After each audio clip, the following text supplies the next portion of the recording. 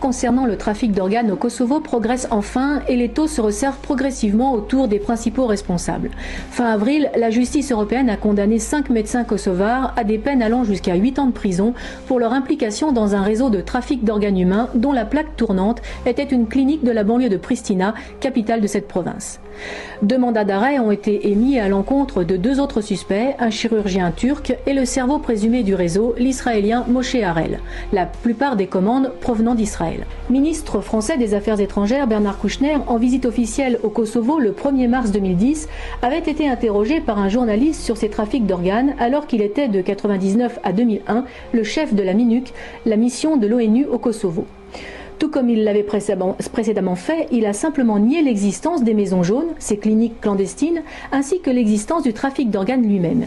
Il avait également rejeté, dans une déclaration à la BBC, toutes les accusations qui pourraient peser sur lui, démentant qu'il aurait fermé les yeux sur l'affaire du trafic d'organes au Kosovo au nom de la stabilité politique.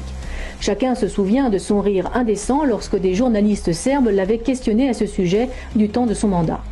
Le French Doctor, loin d'émettre même le plus petit doute sur la culpabilité présumée de son ami Hashim Thaçi, l'actuel président du Kosovo et ancien dirigeant de l'UÇK, a donc préféré balayer la question d'un simple et commode revers de main, traitant les journalistes de salauds et de fous qui croient n'importe quelle connerie. Il y a beaucoup de familles qui vous accusent un peu en ce qui concerne les... La vente des organes. Mais vous êtes malade, non?